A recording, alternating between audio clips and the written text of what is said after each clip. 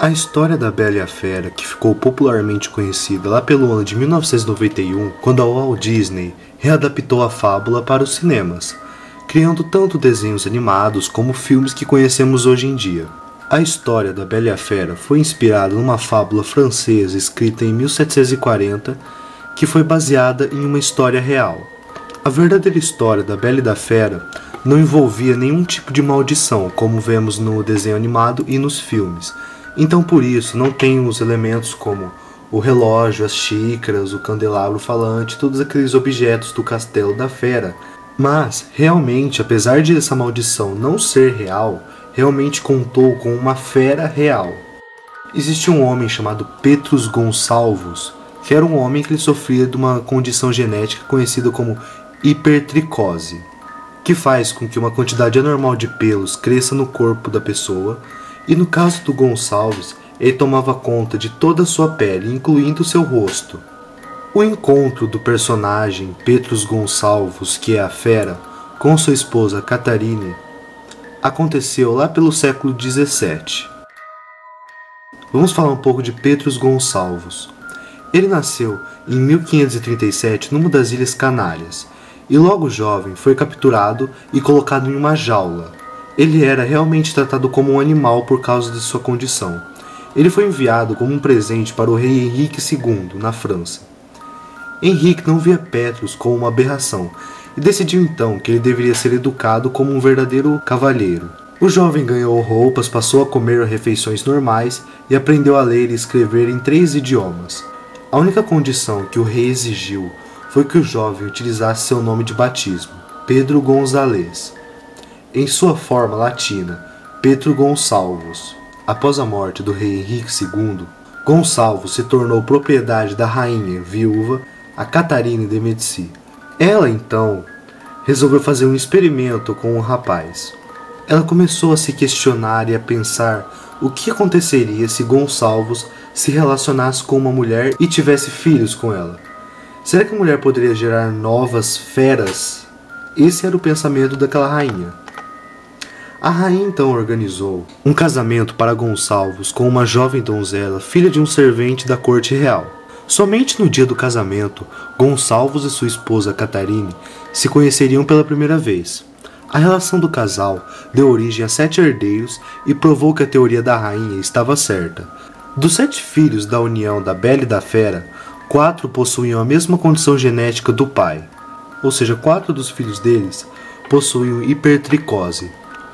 A família então viajou por vários países da Europa até se fixarem em Parma, na Itália, onde foram contratados pelo duque Ranunzio Farnese. O duque chegou a pagar por várias pinturas da família, mas nenhuma delas apresentava as crianças que nasceram normais, pois elas não eram consideradas interessantes. Por outro lado, as crianças que apresentavam pelos por todo o corpo foram exploradas pelo duque, sendo enviadas até mesmo como presentes e servindo como animais de estimação para nobres e membros da alta classe europeia. O relacionamento de Petrus e Catarine durou por mais de 40 anos. Catarine morreu em 1623, supostamente anos depois da morte do marido. Não existem registros oficiais da morte de Petrus, possivelmente porque ele não era considerado um humano digno de um funeral comum. A última menção da vida de Petrus aconteceu em 1617, durante o batismo de um de seus netos, e por isso acredita-se que ele tenha morrido por volta de 1618. Mesmo depois da morte da verdadeira Bela e a Fera, a história da família continuou popular na região, eventualmente se tornando inspiração para uma das maiores fábulas da história. Gabrielle Suzanne Barbotte de Villeneuve foi a primeira escritora por trás da Bela e a Fera, mas ela criou uma versão um pouco diferente no sentido que continha partes eróticas e partes sexuais. E ela publicou a história em um jornal e fez muito sucesso naquela época. Então, lá pelo ano de 1757, a história da Bela e a Fera, que foi escrita por Gabrielle, sofreu uma adaptação e foi reescrita por uma mulher chamada Jeanne Marie Le Prince de Belmonte. Mas ela escondeu algumas coisas que aconteceram na história, principalmente a parte erótica e sexual, pelo motivo de seu público-alvo ser jovens e adolescentes. Já em 1991, a Walt Disney pegou a história e transformou na história que conhecemos hoje em dia. A verdadeira história não possui nenhuma lição de moral sobre amar a beleza interior do próximo e coisas do tipo. Ela narra, dentro de uma história fictícia, como as mulheres idosas eram tratadas pela sociedade. Isso na época que foi escrita, no século XVIII.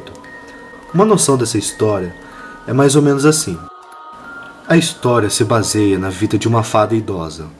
No mundo das fadas, quanto mais velha for uma pessoa, mais respeitável ela se torna. Porém, uma fada na sua idade madura, não tão idosa nem tão nova, se apaixona por um rei e através do amor deles, nasceu uma pequena menina. Essa menina é punida do mundo das fadas e a deixam para ser criada por um comerciante, em um pequeno vilarejo da França. A menina cresce com uma beleza inigualável, fazendo que todos apelidassem ela de Bela, Belle em francês. Nesse mesmo tempo, uma jovem rainha cria o seu mais lindo príncipe com todo o conforto que um palácio pode oferecer. Porém, a rainha o abandona e o deixa para as fadas cuidarem dele. Quando o príncipe está perto de completar seus 17 anos, a fada que ficou encarregada de cuidar dele se afasta por um tempo, e ao retornar, algo incomum acontece, pois todo o sentimento maternal e de proteção que a fada possuía pelo príncipe se transforma em desejo carnal. A rainha, então, intervém nos planos da fada de conquistar o príncipe e não concede à fada o seu filho amado. Tudo isso por causa da idade dela. Furiosa, então, a fada lança uma maldição em cima do rapaz que o tornaria feio e repugnante. Mas somente quando uma mulher aceitasse dormir com ele, por livre escolha, a maldição seria quebrada. Com o passar do tempo, o príncipe vira uma fera rude e mal educada, até que um dia o pai da Bela acaba encontrando o seu castelo. Após enfrentar uma terrível tempestade, a fera permite que ele passe a noite em seu castelo, mas ao amanhecer ele precisará ir embora. Assim que o sol nasceu, o pai da Bela vai até o estábulo pegar o seu cavalo e ao sair do palácio, encontra uma linda roseira e apanha uma para levar para sua filha, a Bela.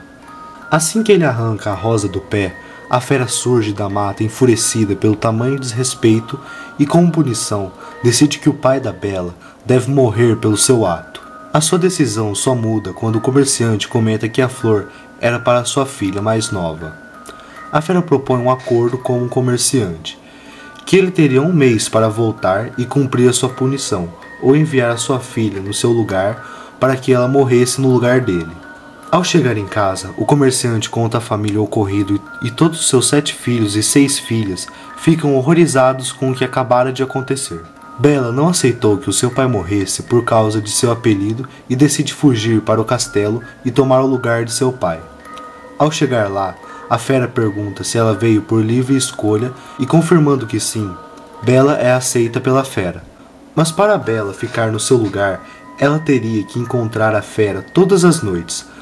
No mesmo horário, precisará ficar esperando a fera para jantarem juntos. Com o tempo, Bela vai perdendo o medo da fera e ele, percebendo, pergunta se ela deseja dormir com ele. Assustada, o responde que não. A fera sai do cômodo enfurecida, mas na mesma noite, Bela passa a ter sonhos pecaminosos com o lindo príncipe, o qual não deseja mais acordar. No próximo dia à noite, a fera a encontra novamente e faz a mesma pergunta. Ela novamente responde que não. Depois de alguns dias, Bela vai se apaixonando pela fera e aceita dormir com ele. Após uma noite de amor inesquecível, a fera, após o ato, se transforma em um lindo homem. A rainha, vendo que seu filho voltou a ser um humano, passa a não aprovar a relação entre ele e a Bela, por ela ser filha de um comerciante. Com isso, a fada velha revela o parentesco da Bela para a rainha, que é fruto de uma noite de amor da fada com o rei da Índia, que ela, após o seu nascimento, foi expulsa do mundo das fadas.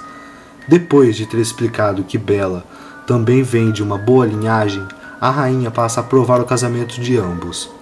No fim da história, a fada ainda sofre algumas perdas, porém o motivo não foi revelado.